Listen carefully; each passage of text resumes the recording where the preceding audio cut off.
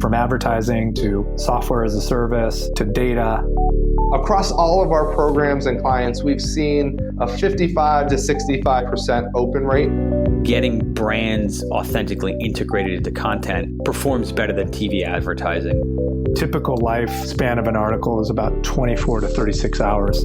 If we're reaching out to the right person with the right message and a clear call to action, then it's just a matter of timing. Welcome to the MarTech Podcast, a Ben J. Schaap LLC production. In this podcast, you'll hear the stories of world-class marketers that use technology to drive business results and achieve career success. We'll unearth the real-world experiences of some of the brightest minds in the marketing and technology space so you can learn the tools, tips, and tricks they've learned along the way. Now here's the host of the MarTech Podcast, Benjamin Shapiro.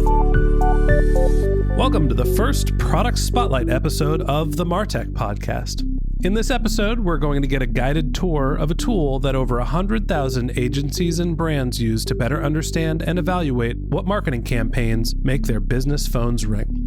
CallRail is a self-service SaaS platform that tracks phone calls to provide campaign attribution and performance insights, including their call scoring system that uses machine learning to analyze every call their customers take to help them understand where they're coming from and which leads are the good ones.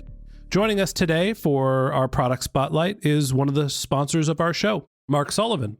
Mark is a full-stack SaaS marketer leading the multi-channel customer acquisition team at CallRail. And prior to his current role as the show's sponsor and leader of the CallRail marketing team, Mark was a multi-time startup founder and an SEO-focused marketer. Here's our interview with CallRail's Director of Demand Gen and Marketing Operations, Mark Sullivan. Mark, welcome to the MarTech Podcast. Thank you, Ben. It's great to be here.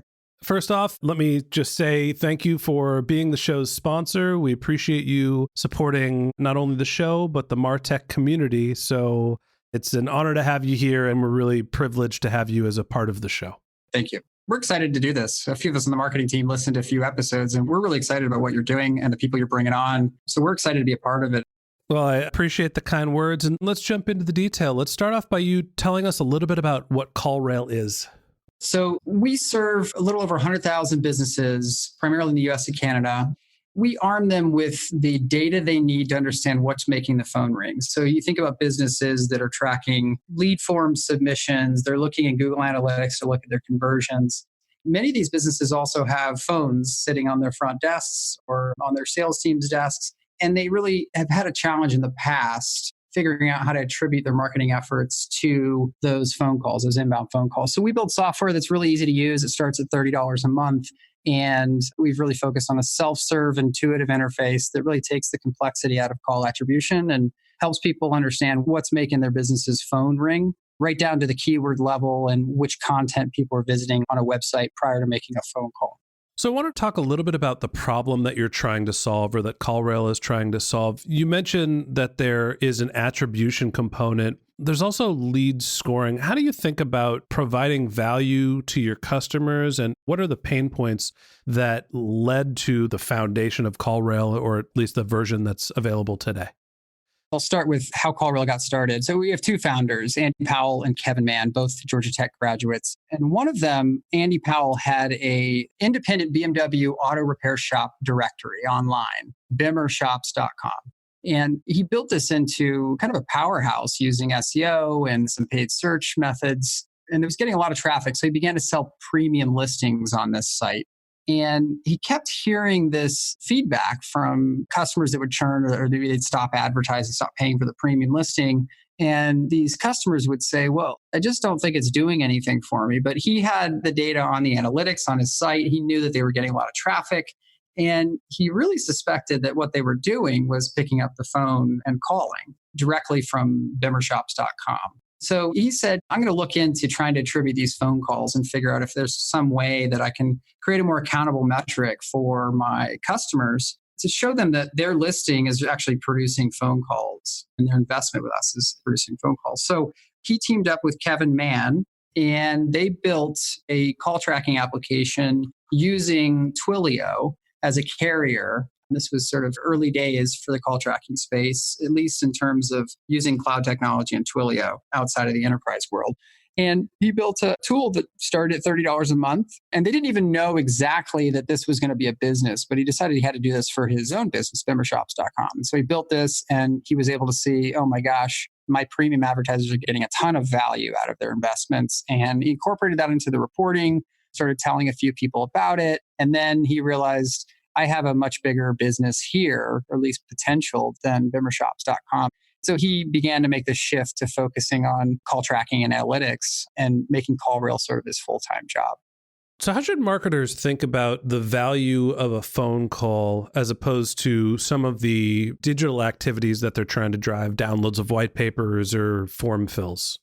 I think that as we've moved from a retail world where we sell products and services in brick and mortar stores or face-to-face traveling salespeople or field marketing, the value that's inherent in those conversations, we've taken online. And because we can track everything that's digital, I think that there's been a preference as we've made the shift to digital to really focus on things that we can track. I know I've been guilty of that, wanting to do things that we can track, even over very solid investments that maybe I have to use a proxy metric to sort of tie the investment to the value. And I think that we've lost some of the power of those human interactions that happened, whether it was in a retail store or face to face. There is a desire, an appetite among consumers of products and services, and even the most digitally savvy ones, to have conversations often, especially local businesses, small businesses that don't have retail distribution channels that are very consistent, easy to understand for the consumer. People want to call, they want to ask questions, especially with high consideration, high intent purchasing decisions. They really want to talk to somebody and find the information that they want. And I guess to your first question, sort of how should marketers think about this?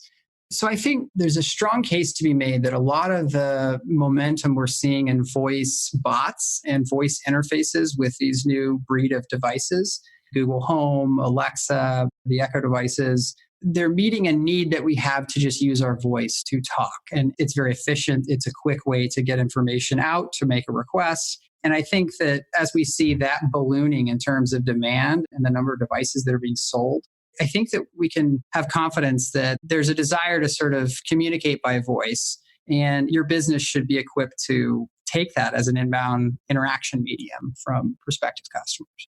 My feeling is that in the digital age of marketing, growth-focused marketers, engineering, more technically savvy marketers have shied away from trying to drive people towards the phone because of the high labor costs, right? Because it's a highly involved channel. You have to have somebody on the other end to answer the phone, to be trained to be able to talk about what your product is. And that is a very skilled form of labor.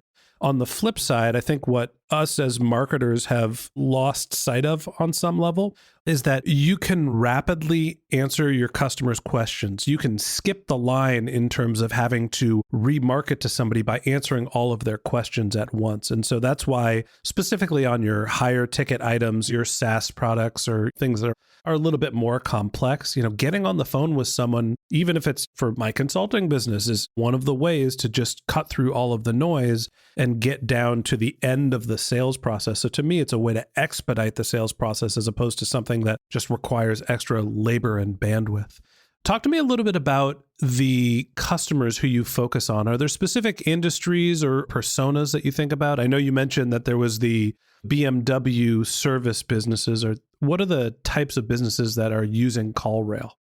So any business that publishes a phone number on their website, that's sort of implied that they want phone calls. And if they were getting more of them, it would be a problem. Otherwise, they would hide the number, like many of our large financial institutions do with their support numbers. Mm-hmm. If you want phone calls, then this product can be helpful. I'd say it's even more helpful if you want phone calls and you're spending money to produce those or even to get eyeballs on your website. In terms of industries, marketing agencies, they are the most advanced users of CallRail. They use the most features, they resell to their clients. And it's really the same relationship that Andy had at Bimmershops. It's wanting to provide an accountable metric to customers that are paying you to produce value for them. So marketing agencies use CallRail heavily, and that's a really important vertical for us. But there's quite a bit of companies that operate in the healthcare space, in the auto space, whether it's dealerships or auto repair. in-house marketers are using this tool. And even some enterprises are using it as well. There's some hospital systems that use us. There's several case studies on our website. We can kind of see different industries, but e-commerce companies, if you don't want phone calls, use us. And more specifically, e-commerce companies that don't have the bandwidth to man or woman those phones, they're not going to find much value out of CallRail. But if you have a phone number and you want to drive phone calls to that number and you're paying money to do it, then that's who we serve. So it sounds like you're primarily focused on the mid to bottom of the market, the self-service business owners, the AdWords type advertisers who are trying to drive traffic to a phone number and using that as a way to convert sales. The Comcast, DirecTV, financial institutions, not the major Fortune 100 companies, but the guys that are a little bit down market. Yeah, that's correct. A lot of larger companies, they need sort of custom development, custom solutions that plug into their existing enterprise systems. And what we've done all along is really focus on the person that's using the tool day in, day out, the marketers. And these could be in-house marketers at large companies, right down to the solo entrepreneur that's just getting started. Basically, if you think about all the SMBs, these small to medium-sized businesses in the United States and Canada, many of them don't have a ton of resources and they have to do the marketing themselves. Many times it's owners that are signing up.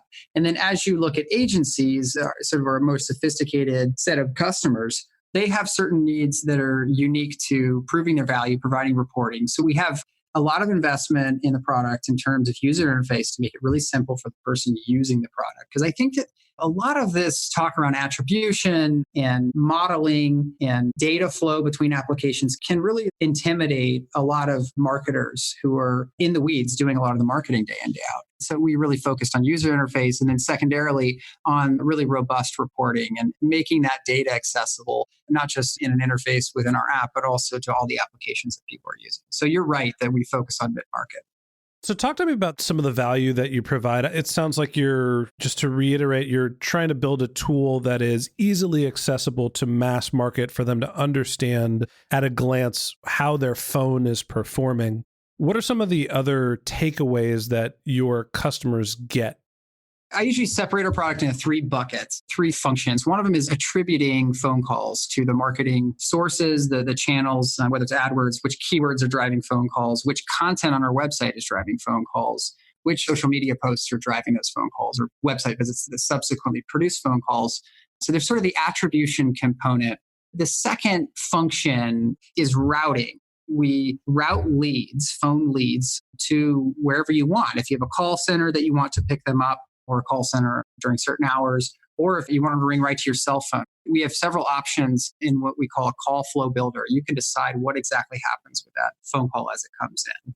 You can distribute evenly among your sales team through a round robin step. And then we also provide routing of the data to applications that you want. So I kind of put routing in that second function category. And then the last one is really intelligence. This is the one that's most exciting to me, as we have more than 100,000 businesses using the product. We're sitting on a gold mine of data when it comes to which referring sources are actually producing the most value in terms of phone calls to our customers. We now have a data set large enough where we're going to begin to mine this to sort of expose insights and help people understand what we're seeing in the data and make suggestions. This campaign's outperforming this other one. You might want to look at what's going on there. This particular page is producing more phone calls. When we look at all the sessions that have happened and when it's involved in a session, we think that you should probably get this content in front of more people. It'll produce more phone calls. And then the last thing I'll just mention on the analytics piece and the intelligence piece is you mentioned this in the intro, but we did train a model to identify good leads that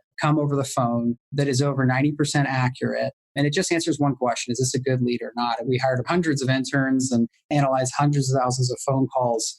And this model really helps marketers that don't want to listen to every single call recording. They want to understand what they're producing for their reports to their boss or their clients if they're an agency. It's interesting to me thinking about call attribution. I'm thinking about a B2B, like a SaaS model where you do a ton of lead scoring. You're looking at what pages someone visits. You're trying to score a lead based on the time on site and whether they downloaded an asset. And you're essentially able to take that a step farther, which is when I actually got that lead on the phone, what was the type of language they were using to be able to validate whether they're a good or a bad lead. Did I have that correctly? That's exactly right. Call score is a binary score. It's a good lead or not. Call score determines this to be a good lead, or you can manually mark it as a good lead and train the model as well. But yes, you can also search for keywords that are mentioned in those calls. You can set up alerts based on those keywords. You can filter all your data by landing page or by keyword using the filter of only good leads. I only want to hear good leads or listen to those calls. And I want to look at the landing pages that are producing those or the pages that are most involved with them. So yes, the model actually incorporates words that people say, all the metadata that's available as well from the call, not just human discernible data points as well. So basically, you're able to attribute which channel drove the lead, route it to the right place, and then have a conversion metric of, was it a good lead or a bad lead? So at the end of the day, what you're able to figure out is not only what channel is making my phone ring, but which channel is driving the highest percentage of quality leads through my phone. So you got it exactly right. And one thing I'm really excited about is we're moving in a direction to do this with not just phone calls. And I'll get in trouble if I talk too much about what we're doing, but I'll just let you know the data we have and then sort of imply where we're headed with this. But if you think about what we have to do to attribute phone calls, we have to collect a lot of data on sessions similar to Google Analytics. So we capture every single session because we can't ever attribute a phone call unless we capture all the session details. And if we want to give you first touch, then we have to keep that session data for your website for all time, essentially. So if you imagine all the data that we have on the numbers of customers that we have, and all the websites that they have our tracking placed on, we have the ability to track much more than just phone calls. I'll leave it there, but I'm really excited about where we're headed. And this isn't hype. I'm excited about it as a marketer because it's a pain to sort of join all these different data sources. If I'm tracking my phone calls in one channel and I want to apply a multi-touch attribution model to my phone calls,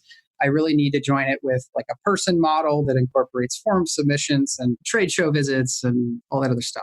That's interesting. I'm actually going to go off the reservation a little. I see a non-marketing application to this for anybody that's likely in their, say, 20s to mid 30s, is you can actually do conversation scoring of first dates.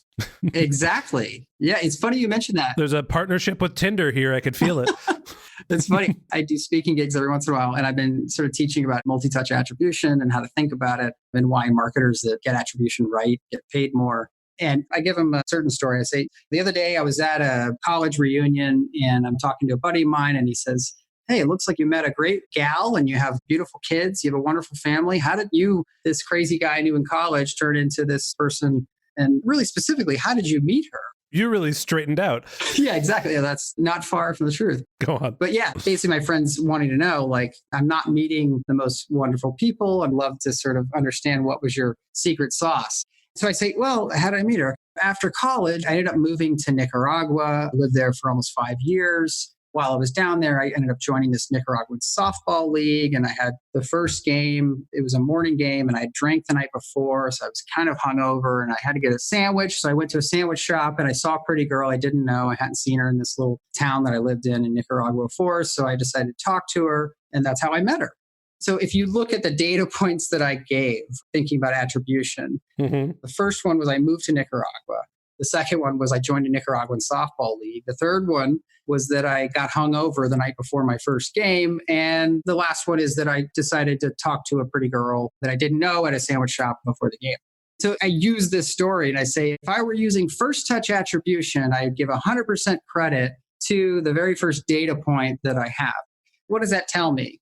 Move to Nicaragua. Exactly. Back to your point about Tinder. Using attribution modeling, first touch attribution would tell my friend he needs to move to Nicaragua if he wants to find a mate. In this case, you don't need to focus on multi-touch. You can do that later on. Just compare a couple single touch models and say the last touch in this case makes a hell of a lot more sense. So last touch would say you need to talk to more girls that you want to talk to. You don't know. Get yourself in uncomfortable situations where you're introducing yourself to someone you want to talk to. I think the impression levels is what's really the most important when looking for a mate, and the attribution model comes second. You need to be out there enough to drive enough interest and have repeat impressions. And we are totally off the reservation in terms of talking about what CallRail is, but absolutely multi-touch attribution is a key component to this. There you go. I'll just end my tangential story just by saying that attribution can be a dense subject. Attribution modeling can be challenging, but the main thing that we need to remember as marketers is we have to start capturing the data. We have to tie it to identity. We have to have some sort of identity resolution. And then we need to optimize for the outcomes that we want and then compare different models. That's kind of what I teach at these conferences. If you compare two single touch models, that might be just as useful as someone who's using a complex custom attribution weighting percentage. So don't get bogged down and really just start collecting the data. And ideally, you want it all in one place. And going back to sort of where we're headed, we have a lot of that data. We're excited about trying to use it to help marketers more. I think one of the things that ties this back into our conversation about CallRail is that there's a huge difference between the first touch and the last touch attribution model. And at the end of the day, the last touch is always closer to revenue and likely more important. You're not necessarily generating a new user through your last touch attribution model, but whatever is at the end of the road is what gets someone over the finish line. And to me, that's really where the phone is the most important, when you have to pick up the phone and describe some of the more complex details to somebody who's potentially going to be a valuable customer. So talk to me a little bit more about who else is working in this space. How is CallRail differentiated from your competitors? It's interesting because when I started the company 4.5 years ago, it was a fairly early space. I was actually a customer before I joined the team. But it's changed a lot. We were kind of a scrappy underdog in a market that really wasn't well established outside of sort of major enterprise solutions that cost a lot of money. So we were sort of the scrappy underdog and lowering the price point to $30 a month. And at this point, we've actually had a lot of success. And I think, at least by customer counts, we're one of the largest providers of the service. And if I look at what has led to that success and therefore what differentiates us from our competition, it's really sort of a singular focus on the customer experience of using our product. And that gets right down into the intuitive UI. There's discussions with our illustrious UX and UI team about, should we really require 2 clicks here when they could hover over this drop down and it would just drop down and they could just do 1 click to get to where they're going. I mean, this level of care and concern for the user experience has led to a product that is a joy to use. And the development team has been iterating so quickly on customer suggestions that we now have one of the most full-featured, most powerful applications at a price point that is very affordable. And a lot of the complexity is exposed in a way that is not confusing. To make a parallel to another vertical that a lot of people are probably more familiar with, if you think about email marketing, right, there's Marketo, which is made for the enterprise level user. It's an incredibly sophisticated tool. The UI is incredibly complex. And then on the flip side, there are tools like Campaign Monitor and MailChimp, which are made to be accessible for people that are non-marketers, people that are not as sophisticated, but also has rich and powerful tools that allow you to do some really important activities within marketing. It sounds like CallRail is more on the MailChimp Campaign Monitor in the sense of being a self-service tool that is accessible to people who are not even the most sophisticated marketers, but provides a lot of powerful tools for marketers and non-marketers alike. That's exactly right. And it's always an honor to even be compared with MailChimp without us first bringing it up. We look up to them so much. We love what they've done. We actually recently hired their former creative director. He's leading our design team and building out our marketing, design, and tech teams on the marketing side here. Anyways, yeah, that's exactly right. And I think in the end, we're a tool, and the tool has to work, and the tool has to have the features you need. It has to check all the boxes in those product comparisons. But if it's a joy to use, then retention numbers are impacted by that. Customer support interactions are more positive. If you can reduce the level of frustration when using the product, then it leads to an overall experience that is just happier and it's more enjoyable to use. And I can say that as a customer of CallRail 5.5 years ago when I first started using it. It's still true to this day. Obviously, the user experience and the utility that you're providing is important. You mentioned that the price point starts at around $30 to start using the tool. How are people evaluating the success of CallRail as a customers, and what are some of the KPIs that they look at to be able to figure out whether focusing on their phone is worthwhile? I think it depends on the types of businesses that are using it. So if I'm a high call volume business, I'm going to use certain KPIs like call score leads, the leads that are marked by our model as good leads, more than I am listening to call recordings and manually tagging those, if that makes sense. So it depends on the business, but I think in general, getting the qualitative information appended or inputted on these phone calls really helps us close the loop. What's working, what's driving our most desirable customers? And conversely, what are we doing that's driving bad leads? I have a perfect example I give of the inverse. So I started my own agency. This was 2013. And I was using CallRail to show the value I was producing as a marketing agency to these clients. And I had a dentist client that I was running a local SEO campaign for. And this particular dentist wanted to be known for mercury-free dentistry. And I said, okay, if that's the most important thing, we're going to go after it, optimizing the heck out of all their online listings and making sure they were showing up for paid searches for mercury-free dentistry in the local Austin, Texas area. And call volume was growing like crazy. I got them the rankings up. So we're listening to these calls. And basically, the customer, I gave them access to the CallRail account because there's several different levels you can give access to. So they were listening to their calls. They said, we keep getting these calls where people are asking for free dentistry. And we are a high-end cosmetic dentistry practice. They thought the brand name was Mercury, giving away free dentistry. It was sort of a byproduct of everything I did. Everything I did was working. It was working so well that you took a fraction of the term that I optimized for, free dentistry. And they were number one in Austin, Texas for free dentistry. And the only way that we were able to figure that out is through call recordings and the accountability that was involved in the marketing reporting that I was giving them. I feel like that led to a discovery of these conversations I could have with clients about things that really mattered to their business, even beyond just that particular example where I was driving leads they didn't want. But it turned into opportunities for coaching their front staff on how to answer the phone if I was getting great leads for dental implant surgery and they weren't handled correctly or well on the phone. Then that was an opportunity for me to turn into more of a business partner. And I think that the KPIs from a marketing standpoint, they're no different than if you hire an external vendor to do lead generation, performance-based marketing, then you're going to measure them ultimately on the bottom line or the lowest in the funnel that you can connect their data and their performance to.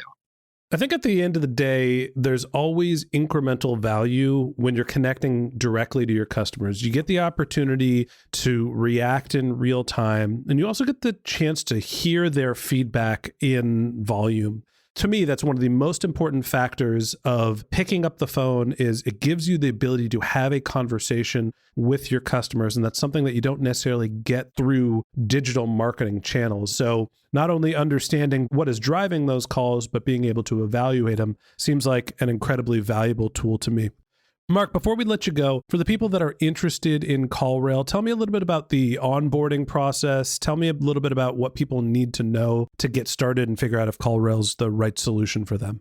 So we have a 14-day free trial. There's a few different plans that you can choose on callrail.com. You go to callrail.com/martech. You'll see some options there for pricing and also the demo request page.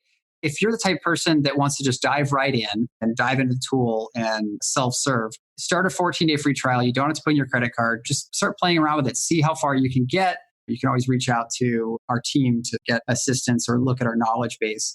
And then for anybody who would rather just get like an overview that's more personalized to their business, their vertical, and what they're trying to accomplish, then I would recommend just requesting a demo. We do these 20-minute, no obligation demos. We're not a high pressure sales company. If the tool is not going to be useful to you, we're not trying to force it down your throat. So it's really more of a consultation and we'll go over the product and how it can help. And all that's available on the website. We don't gate either one of those. Okay. Well, Mark, thank you again for coming on the show. Thank you again for being a sponsor of the MarTech podcast and supporting the community. I really appreciate you taking the time and for your investment to help us create some content that's going to support marketers. And I hope people that are interested in CallRail will head over to the link that Mark said, which is callrail.com/martech. Thank you very much. I appreciate it. And as a special exclusive offer to your listeners, I'd be happy to give a 20-minute consultation pro bono to any of your listeners that want it. Just reach out to me, mark@callrail.com, and we'll set it up. I'm happy to do that. It doesn't even have to be about phone calls. Well, that's very generous of you. So anybody interested in reaching out and contacting Mark directly, we're going to put some links to his bio in our show notes as well. And that wraps up this episode of the MarTech podcast. Thanks again to Mark Sullivan for joining us. If you'd like to learn more about Mark, you can click on the link to his LinkedIn profile in our show notes, or you could shoot him a tweet at Bark Sullivan, BarkSullivan. A special thanks to everyone at the CallRail team for being our sponsor. If you're interested in learning more about how to better understand what makes your phone ring, head over to callrail.com/martech. It's CallRail.com/martech.